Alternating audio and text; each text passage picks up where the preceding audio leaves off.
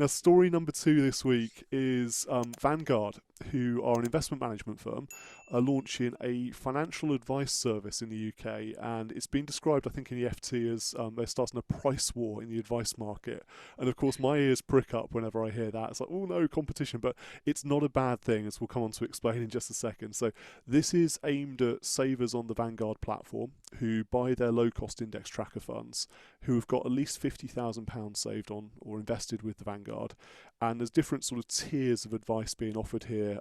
So if you've got £50,000, they'll give you sort of a digital advice proposition. If you've got more than £100,000, you get access to a team of financial planners via a video call or a phone call.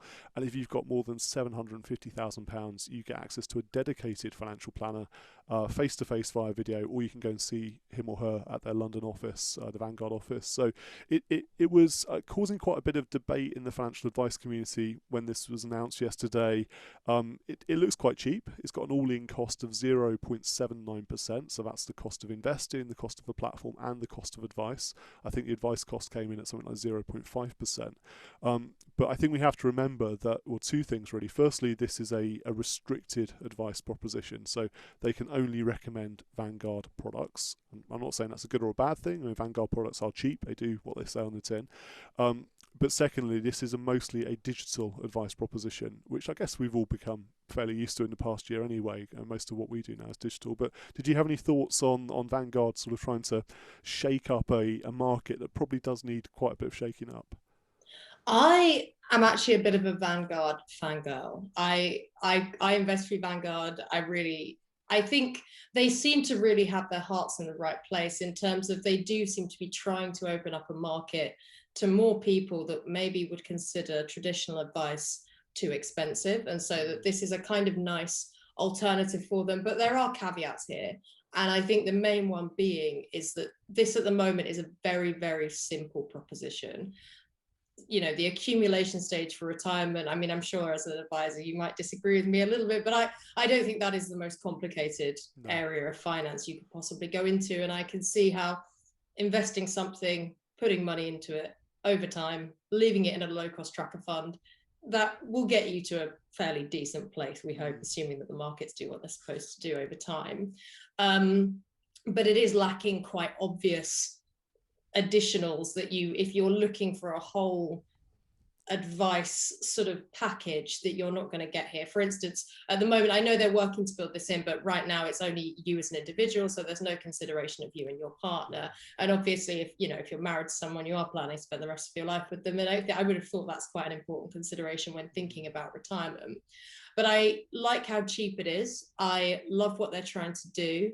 I imagine this will be helpful actually for a lot of people, because £50,000 actually saved towards retirement isn't a huge amount of money. I think that will catch a fairly decent amount of people, even though at that stage it is the slightly lower level, almost robo advice, but not robo advice.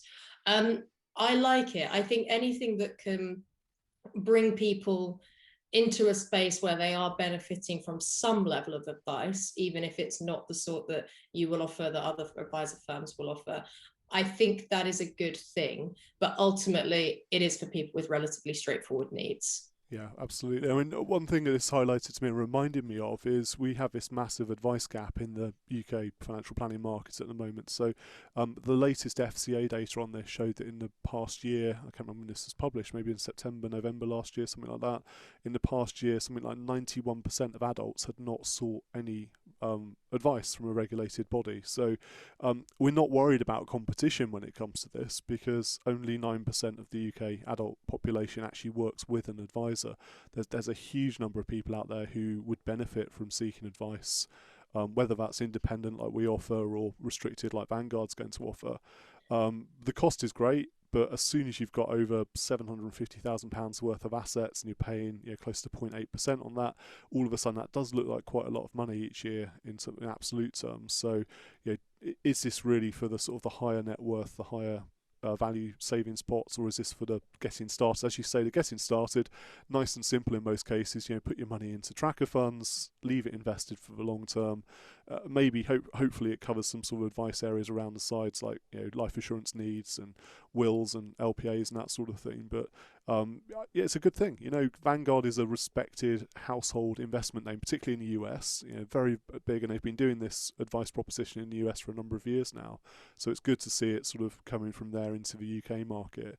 And I have to say, some parts of the UK financial advice market do charge too much still.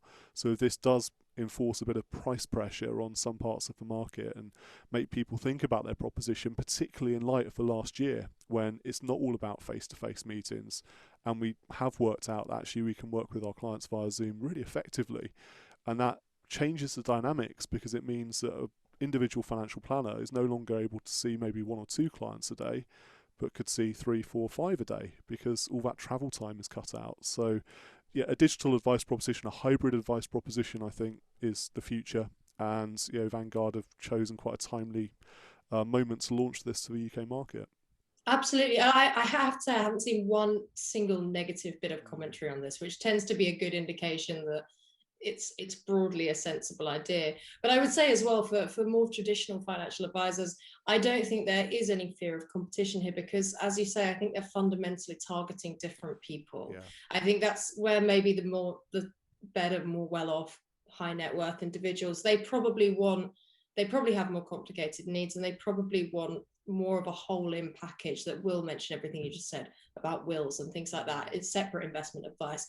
Thinking about the decumulation stage, which Vanguard haven't yet offered. Again, I think that's in their plans to add a decumulation type addition to what they've got at the moment, but it's not the same thing. So I think there's no need for advisors really to be concerned about this, because I think you're targeting two different sets of people. And in theory, most people could use some financial advice, and this at least makes it more accessible. So yeah, I mean, I'm a fan of this. I like this a lot. I think this is a good thing from Vanguard. And yeah, like you say, if it can push the more expensive offerings that are very well known and charge an awful lot of money, then I think that can only be a good thing.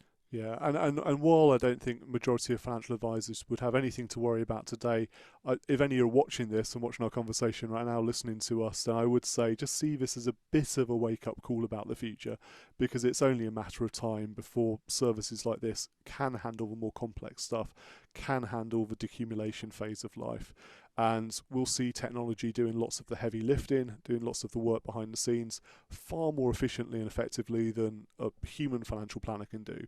And then I think the financial planner will all be about the relationship and the behavioural coaching and making sure they stick to the plan. And probably, as I said a moment ago, via video calls, not face to face in most cases. I think Vanguard have been very smart about that. They're top tier to say, yeah, we'll do it via video, face to face. But if you want to meet me face to face, you come to my office in London. Why should financial planners be wasting all of that valuable time going around and driving around the country, jumping on trains? It's bad for the environment too. We shouldn't be driving all over the place. So I think it's a smart proposition, and yeah, if it starts to fill some of that 91% advice gap, fantastic, and let's hopefully see lots more of these. Yes, absolutely.